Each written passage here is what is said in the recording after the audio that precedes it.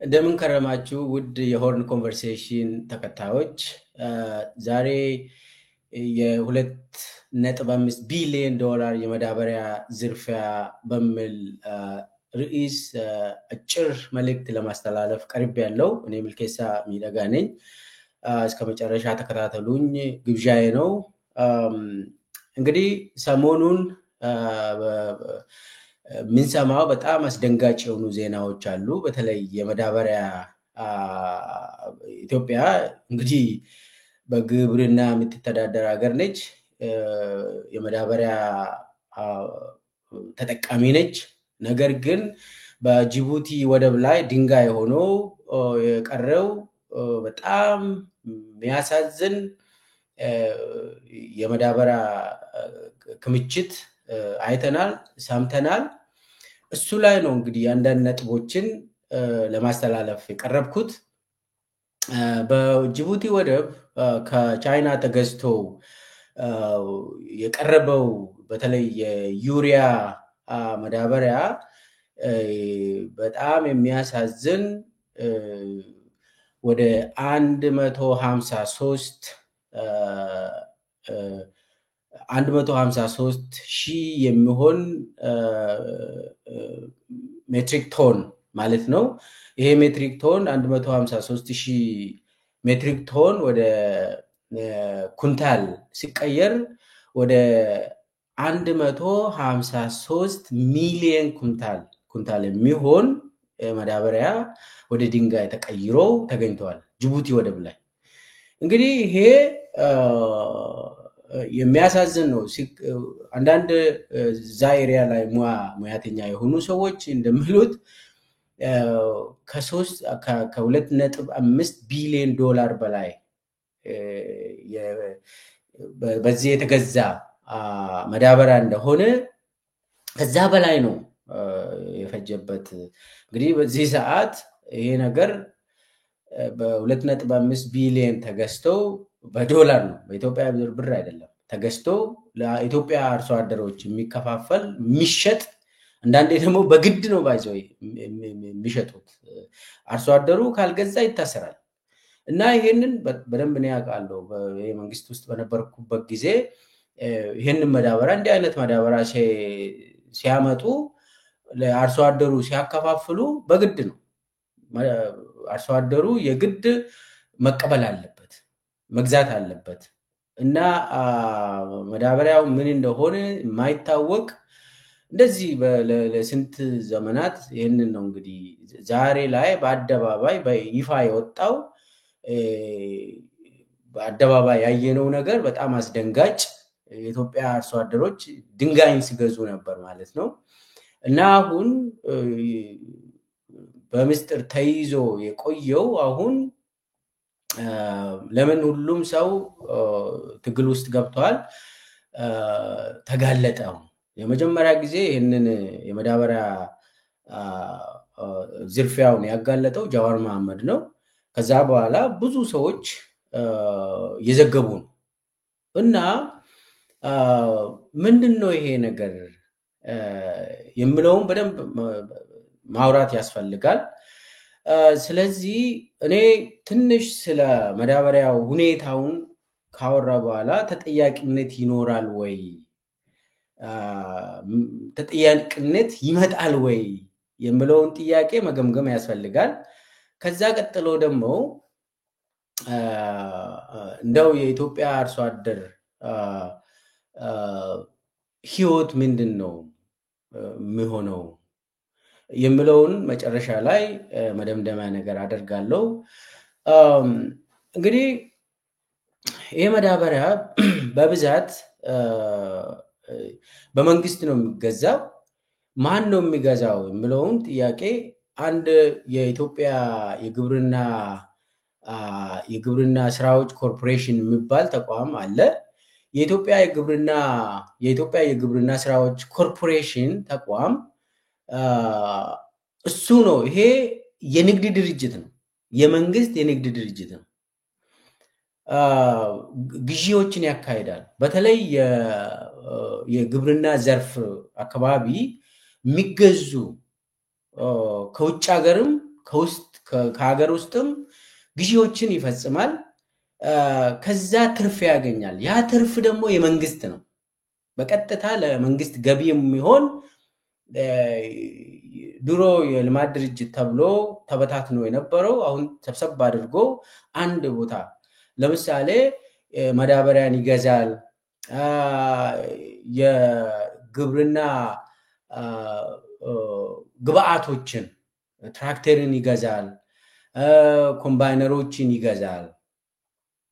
ገዝቶ ወደ ሀገር ውስጥ አምጥቶ ያከፋፍላል፣ ይሸጣል። በነፃ አይደለም፣ ይሸጣል። ይሄ ድርጅት ይሄ ምርጥ ዘሮችን ከሀገር ውስጥም ከውጭ ሀገርም ገዝቶ ያቀርባል፣ ይሸጣል። አርሶ አደሩ ነው የሚገዛ። እንግዲህ አሁን ይሄ የሌሎቹ ግብአቶች ኤሪያ ላይ ማንም ሰው የሚያውቅ ነገር የለም፣ አናውቅም። ትራክተሮቹ ይገዛሉ። አሁን ኦሮሚያ አካባቢ ትራክተሮች የሚገዙ 2 ሰዎች ናቸው በግል። ግን ደግሞ የሚባለው መንግስት ነው የሚገዛ ይባላል። እሱም ሌላ ጊዜ ማውራት እንችላለን። በተለይ ወደ አርሲ አካባቢ ሽመልስ አብዲሳ የሚያሳየው የትራክተርና ኮምባይነሮች 2 ሰው በዋናነት ደግሞ የአብይ የሽመልስ አብዲሳ ጓደኛ እና ሚንዜ የሆነው ነው ገዝቶ ተጠቃሚ የሚሆነው። ዲቴሉን እናወራለን። እንግዲህ ይሄ ኮምባይነሮች ምናምን በፌደራል ደረጃ እንዴት ነው ይሄ የኢትዮጵያ የግብርና ስራዎች ኮርፖሬሽን የሚገዛ ምለው ብዙ የምናውቀው ነገር የለም። አሁን በአደባባይ የወጣው የመዳበሪያ ጉዳይ ነው። ምንድነው መዳበሪያው? የተበላሸ መዳበሪያ፣ ናይትሮጂን የሌለው መዳበሪያ፣ ኒውትሪየንት ምንም አይነት ኒውትሪየንት የሌለው መዳበሪያ፣ ድንጋይ መዳበሪያ ከሌላ ሀገር ገዝቶ በጉዞ ላይ ሳለ ድንጋይ ሆኖ ተገኘ። እንግዲህ መዳበሪያ አይደለም ሲጀመርም የተገዛ መዳበሪያ ኮንቴንት የሌለው ድንጋይ ተገዝቶ ተጋለጠ። ስለዚህ ይሄ ወደ 153 ሚሊዮን ኩንታል የሚሆን ዩሪያ ድንጋይ ሆኖ ሲገኝ አርሶ አደሩ ድንጋይን በግድ ሲገዛ ነበር ማለት ነው። ስለዚህ ይሄንን አርሶ አደሩ ማወቅ አስፈላጊ ነው። ምንድነው እየገዛ ያለው? ይሄ መንግስት ለአርሶ አደሩ ምን እየሸጠ ነው ምለውን ነገር በደንብ ማውራት ያስፈልጋል።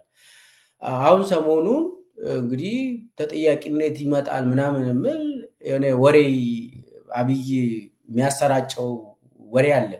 ተወሰኑ 6 ሰው 8 ሰው ታስረዋል ምናምን ይባላል።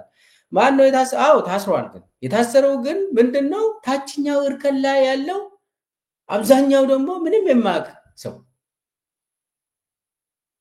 ዘራፊዎቹ አይነኩም። ለምን? ዘራፊዎቹ በአብይ የተሾሙ ስለሆኑ እነሱ አይነኩም።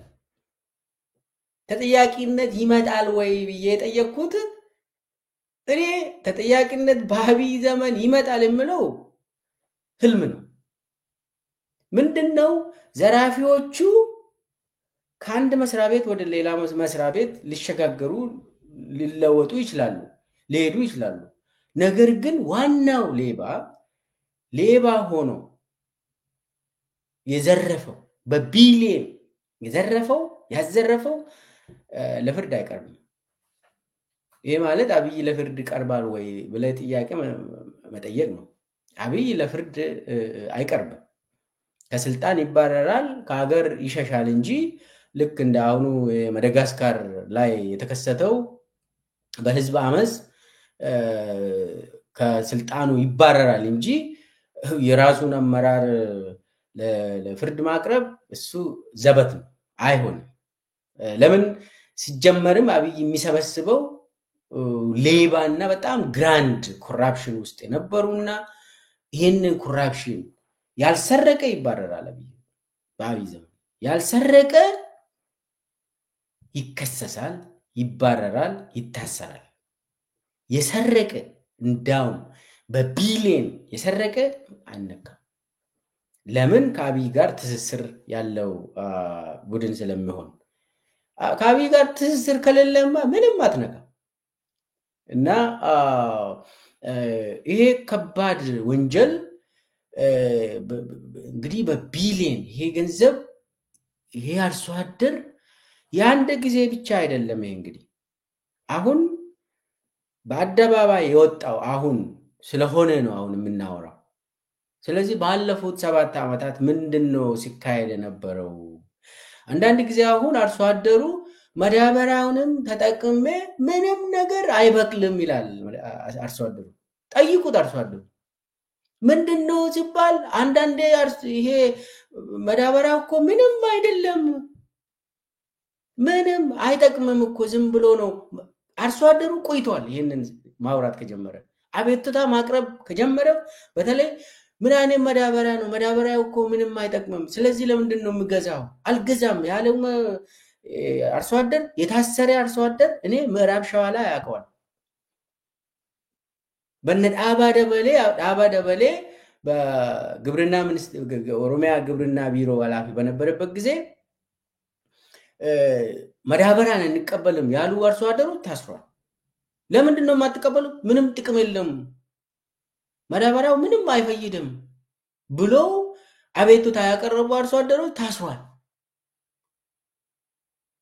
ስለዚህ አሁን በአደባባይ የወጣ አሁን ምን አይነት መዳበሪያ ነው ለምለው ጥያቄ አርሶ አደሩ ምላሽ ያገኘ ምንድነው? በአብይ ዘመን ምን አይነት መዳበሪያ ነው የሚገዛው? ድንጋይ ሆኖ ተገኘ። ይሄ እንግዲህ አሁን አብይ ራሱ ድንጋይ ሆኖ የሆነ መዳበሪያ ምናምን ብሎ አምነው፣ ነገር ግን ተጠያቂነቱን ለተወሰኑ ሰራተኞች ብቻ 2 6 ምናምን 8 የሚሆኑ ሰራተኞች ብሎ አውቆ ለመሸወድ። እሱ ብቻም አይደለም፣ ይሄ መዳበሪያ በቀጥታ ገበሬው እንዲገዛ ታዟል። አሁን ደግሞ ይሄ መዳበሪያ 153,000 ሜትሪክ ቶን መዳበሪያ በጣም ብዙ ኮንቴነሮች ናቸው እንግዲህ ወደብ ላይ ያሉ። ይሄ ወደ ሀገር ውስጥ ገብቶ በዮኔ አዳዲስ መዳበሪያዎች ተገዝቶ ድብልቅ እንትን አድርጎ አደባልቆ እንዲሰራጭ ሊደረግ ነው።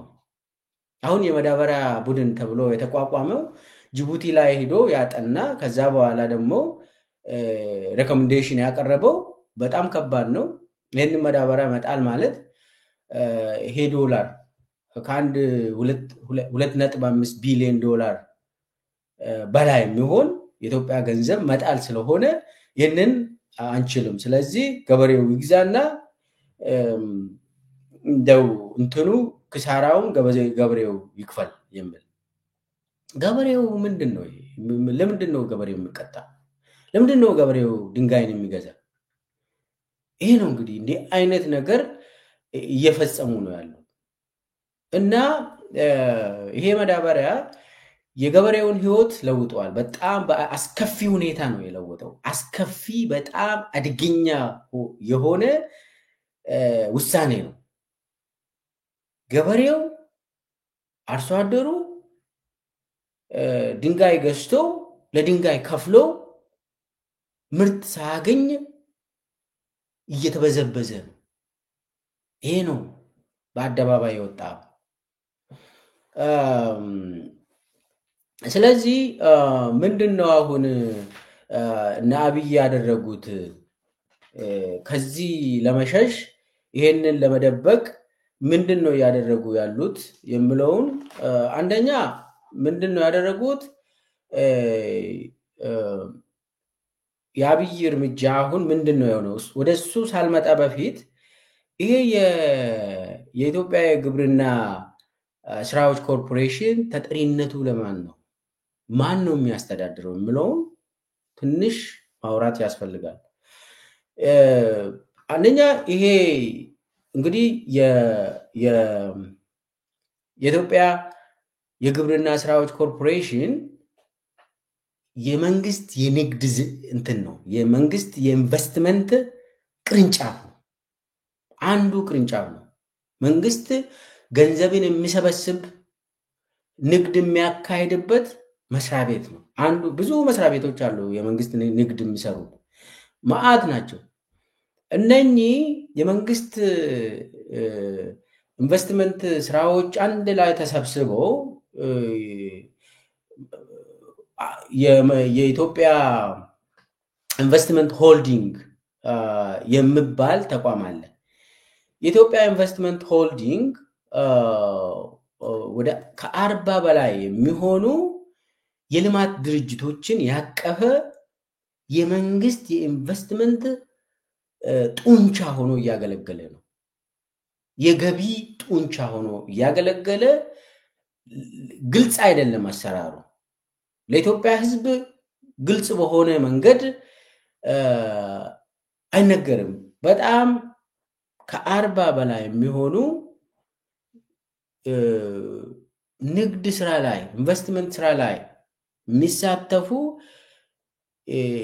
የልማት ድርጅቶች ተብሎ የሚታወቁ የመንግስት የልማት ድርጅቶች ተብሎ የሚታወቁ አንድ ላይ ሆኖ ኢትዮጵያን ኢንቨስትመንት ሆልዲንግስ ተብሎ የሚጠራ መስሪያ ቤት ስር ነው የሚተዳደሩት። አንዱ ከ40ዎቹ ውስጥ አንዱ የኢትዮጵያ የንግድ ስራዎች ኮርፖሬሽን የኢትዮጵያ የንግድ ስራ የኢትዮጵያ የግብርና ስራ ኮርፖሬሽን ማለት ነው። የኢትዮጵያ የግብርና ስራ ኮርፖሬሽን አጠቃላይ የግብርና ስራዎች በተለይ የማዳበሪያ ዙሪያ ሌሎችም ግብአቶችን ይገዛል፣ ይሸጣል። ምርጥ ዘሮችን የተለያዩ ቁሳቁሶችን ገዝቶ ለአርሶ አደሮቹ ይሸጣል። ተጠሪነቱ ለኢትዮጵያን ኢንቨስትመንት ሆልዲንግስ ነው። ተጠሪነቱ ማነው? ይሄ የኢትዮጵያ ኢንቨስትመንት ሆልዲንግስ አመራሮቹ እነማን ናቸው? ኢትዮጵያን ኢንቨስትመንት ሆልዲንግስ አመራሮቹ ከስክሪኑ እንደምታዩት ዋናው ሰብሳቢው ዶክተር ተገነ ወርቅ ጌቱ ይባላሉ። ሌላው ፍጹም አሰፋ ነች፣ ያው ከአብይ ጋር ስትሰራ የነበረው። ሌላው ደግሞ ዶክተር ብርሃኑ ነጋ ነው።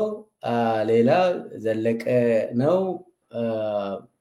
ሃና አሪያ ስላሴም አለችበት። ኢዮብ ተካልኝም በፋይናንስ ሚኒስቴር በነበረበት አለበት። አሁን እንግዲህ ሌላ ሰው ተተክቷል መሰለኝ። ሌላው የብሩክታዬ እንግዲህ ሲኢኦ ነው፣ የዋናው ስራ አስፈጻሚ ነው። ብሩክታዬ አብይ ስር ሆኖ ብዙ አመት ያገለገለ ሰው ነው። በጣም ታማኝ የአብይ ተላላኪ ነው እና ብሩክታዬ ነው ዋናው ስራ አስፈጻሚው። ዋናው ይሄ የኢትዮጵያ ኢንቨስትመንት ሆልዲንግ ነው አመራሩ። የኢትዮጵያ የግብርና ስራዎች ኮርፖሬሽን የሚመራው እነኚህ በበላይነት ተጠሪነቱ ለኢትዮጵያ ኢንቨስትመንት ሆልዲንግስ ነው። እሱ ስር ደግሞ በቦርድ ይመራል። የኢትዮጵያ የግብርና ስራዎች ኮርፖሬሽን የሚመራው በቦርድ ነው። አጠቃላይ ቦርዱ ደግሞ ለኢትዮጵያ ኢንቨስትመንት ሆልዲንግስ ነው። በጣም የተወሳሰበ አመራር ደረጃ ነው ያለ እና አሁን ይሄ ከዚህም በፊት የነበረ የኢትዮጵያ የንግድ ስራዎች ኮርፖሬሽን የቦርድ አባላትና ሰብሳቢዎቹ አሁን ተቀይሯል። ሰሞኑ ነው የቀየረው አብይ። ለምን ዝርፊያው ተካሄደ ብሎ ከዛ አዳዲስ አመራሮችን መድቧል። ከመዳበሪያው ዝርፊያ በኋላ አብይ በቀጥታ የኢትዮጵያ የግብርና ስራዎች ኮርፖሬሽን የቦርድ አባላትና ሰብሳቢዎችን ለውጧል። ከዚህም በፊት የነበሩ የቦርድ ሰብሳቢና አባላት የነበሩት ግርማ አመንቴ የግብርና ሚኒስቴር የነበረው የቦርዱ ሰብሳቢ ነበር።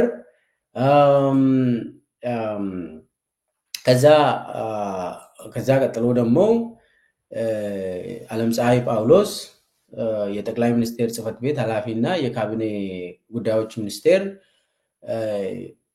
የቦርድ አባል ነበረች። ማሞ ምህረቱ የኢትዮጵያ ብሔራዊ ባንክ ገዢ የነበረው ቦርድ አባል ነበር። አቶ አቤሳኖ የኢትዮጵያ ንግድ ባንክ ፕሬዝዳንት አባል ነበር። ሁለት ሰዎች ደግሞ ከፋይናንስ ሚኒስቴር አባል ነበሩ። ሌሎች ደግሞ ሁለት ሰዎች ከኢትዮጵያ የግብርና ስራዎች ኮርፖሬሽን ሁለት ሰዎች ደግሞ የቦርድ አባል ነበሩ እና አጠቃላይ እነኛውን ሰሞኑን ተነስቷል። አብይ እነኚህ ሰዎችን አንስቶ ሌሎችን መድቧል። አሁን በአሁኑ ሰዓት የኢትዮጵያ የግብርና ስራዎች ኮርፖሬሽን የቦርድ ሰብሳቢ ዓለምፀሐይ ጳውሎስ ነች። ዓለምፀሐይ ጳውሎስ የጠቅላይ ሚኒስቴር ጽሕፈት ቤት ኃላፊና የካቢኔ ጉዳዮች ሚኒስቴር ነች። አሁን ሰብሳቢ ሆነች። ከዚህም በፊት የቦርድ አባል ነበረች። እንግዲህ ቦርዱ ተጠያቂ የሚሆን ከሆነ ለዚህ ሁሉ ክሳራ የኢትዮጵያ የግብርና ስራዎች ኮርፖሬሽን ቦርድ ተጠያቂ ነው ከተባለ ዓለምፀሐይ ጳውሎስም ተጠያቂ ነች። በምንም ተአምር ከአባልነት በቀጥታ ቦርድ ሰብሳቢ ሆና አትመደብም። ነገር ግን አብይ የራሱን ሰው ከጠቅላይ ሚኒስቴር ጽሕፈት ቤት ቦርድ ሰብሳቢ አድርጎ መድቧል። ይሄ ነው እንግዲህ ተጠያቂነት ማለት። አዲሱ አረጋ ደግሞ የቦርድ ምክትል ሰብሳቢ ሆኖ ብቅ ብሏል። እንግዲህ አዲሱ አረጋ የግብርና ሚኒስቴር ሆኖ ቅርብ ጊዜ ነው የተሾመው። ከሌቦች ውስጥ በጣም ታዋቂ ዘራፊ ነው። የእሱ ጉዳይ ዛሬ ብዙም አላወራም። እንግዲህ እሱም ቦርድ ሰብሳቢ ተደርጎ ቦርድ ምክትል ሰብሳቢ ተደርጎ ተመድቧል። ሌሎቹ እንግዲህ የብሔራዊ ባንክ አሁን ኢዮብ ተካልኝ ነው። ቀድሞ ማሞ ምህረቱ ነበር የቦርድ አባል የነበረው። አሁን ኢዮብ ተካልኝ ሆኗል። ሌላው ከፋይናንስ ሚኒስቴርም ተመሳሳይ ሰዎች ምንም ሳይቀየሩ መጥተዋል። አቤሳኖም የኢትዮጵያ ንግድ ባንክ ፕሬዝዳንት የቦርድ አባል ነው፣ ምንም አልተቀየረም። ከግብርና ስራዎች ኮርፖሬሽንም ሁለት ሰዎች ተመድቧል።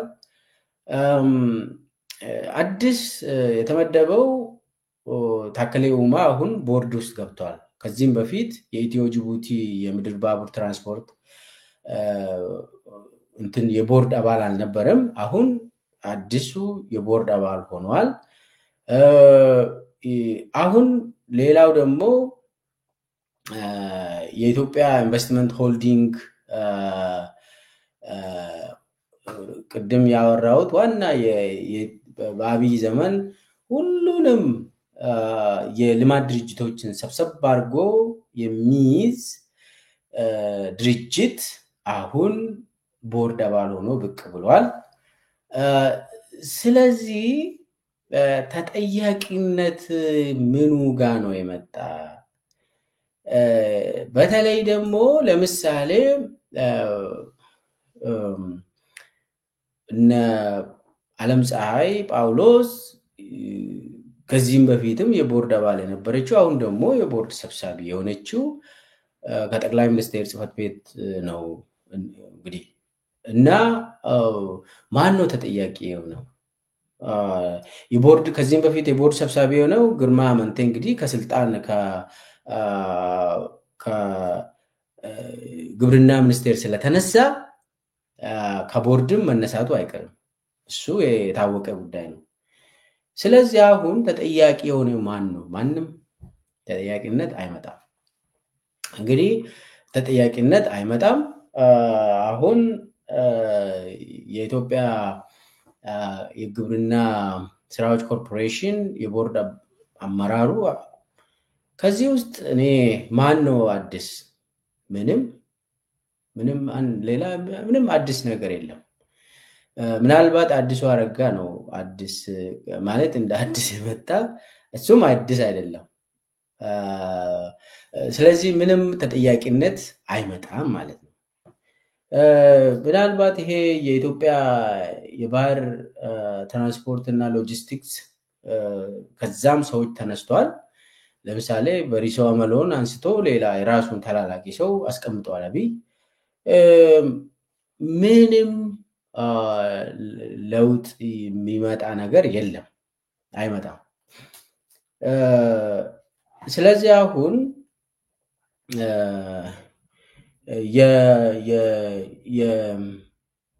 የኢትዮጵያ የግብርና ስራዎች ኮርፖሬሽን ዋና ስራ አስፈጻሚ ተለውጧል።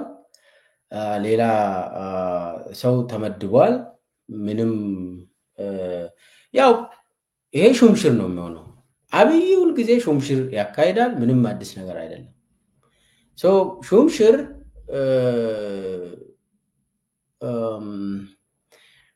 ሹምሽር ይካሄዳል። ወንጀልም ስራ ወንጀልም ባትሰራ በአብይ ዘመን በየወሩ በየአመቱ ወይ በየ6 ወሩ አንዳንድ ጊዜ ያካሂዳል አብይ። ስለዚህ ሹምሽር በአብይ ዘመን ሹምሽር ተጠያቂነት ምናምን አይደለም። ከአንድ ቦታ ወደ ሌላ ቦታ ነው የሚወስደው። ሹምሽር ተካሄደ ሲባል ተጠያቂነት መጣ አይደለም። ማን ነው አሁን ከዚህ የምታሰረው? ዓለምፀሐይ ነች የምትታሰረው። በጣም የምታሽከረክረው በዚህ ቤተመንግስት አካባቢ በጣም ከፍተኛ ስልጣን ያላት ከአብይ ቀጥላ ቤተመንግስት አካባቢ ዓለምፀሐይ ነች። እና ሚኒስቴሮች ለሷ ነው ሄዶ የሚሰግዱት። አብይን ብዙ ማግኙ ከሆነ ለሷ ሰግዶ ነው የሚወጡት። እሷ ነች አሁን። ስለዚህ አሁን ብዝበዛው የተካሄደው በአመራርነት ነው።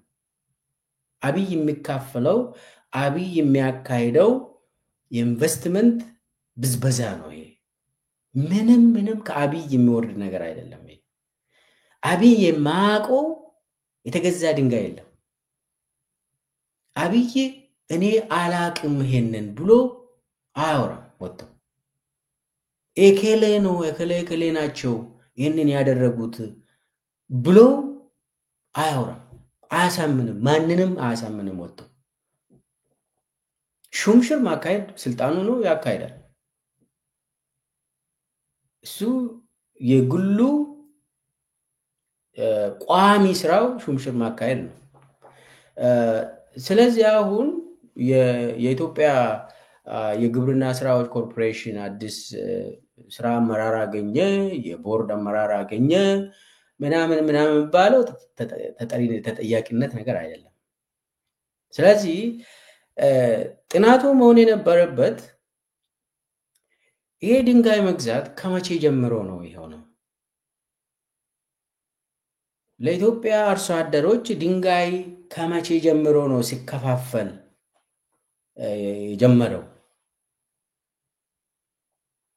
በመዳበሪያ ስም ምንም ናይትሮጂን ኮንቴንት የሌለው ኒውትሪየንት ኮንቴንት የሌለው ምንም አይነት ለአፈር የሚሆን ነገር የሌለው ድንጋይ ገዝተው ይሄ መቼ ነው የተጀመረው? ይሄንም በግልጽ ሪፖርት የተደረገ የለም። ጥናት ተካሂዶ ምን ያህል አንኮ ዝግጅት እየተካሄደ ያለው የተበላሸ ማዳበሪያ አርሶ አደሩ እንዲገዛ አፍንጫውን ይዞ ነው በጥፊ እየመቱ ነው አርሶ አደሩን ገንዘብ የሚቀበሉት። የማይረባ ድንጋይ ግዛ ተብሎ እና ይሄ ነገር የአርሶ አደሩ ኑሮን የአርሶ አደሩ ህይወትን ለአስከፊ ሁኔታ ዳርጓል። ስለዚህ ወንጀል ትልቅ ወንጀል ነው የተፈጸመው። ትልቅ ወንጀል ኤግዛክትሊ። አሁን ማን ነው ይህንን ድንጋይ የገዛ? ከየትኛው ካምፓኒ ነው የድንጋይ መገዛት የተጀመረው? ይሄ በግልጽ የሚያስጠይቅ ነው። በአብይ ዘመን ግን ተጠያቂ ስለሌለ ምንም አይጠበቅም። ስለዚህ ህዝቡ ጥያቄውን ያራምዳል፣ ህዝቡ ጥያቄውን ይጠይቃል። ለምን አርሶ አደሩ ከዚህ በኋላ ድንጋይ መግዛት አይችልም? የግድ ተጠያቂነት መምጣት አለበት። ካምፓኒዎቹ ከዚህ ከዘራፊዎቹ ጋር አንድ ሆኖ ኢትዮጵያን እየዘረፈ ያለው እነማን ናቸው? ይህንን ተጠንቶ በግልጽ ለኢትዮጵያ ህዝብ ግልጽ መሆን ነበረበት። አይሆንም። ይሄ ማን ነው የሚያደርገው? አሁን የኢትዮጵያ የግብርና ስራዎች ኮርፖሬሽን ቦርድ አባላት ከላዩ ላይ ደግሞ ሌላ ቦርድ አለ። ከላዩ ላይ ሌላ ቦርድ አለ። እነ ብርሃኑ ነጋ ናቸው ይህንን የሚጠይቁት። እንግዲህ የኢትዮጵያ ኢንቨስትመንት ሆልዲንግስ ቦርድ አባላት የሆኑ ሰዎች ቀልድ ነው፣ ቀልድ እና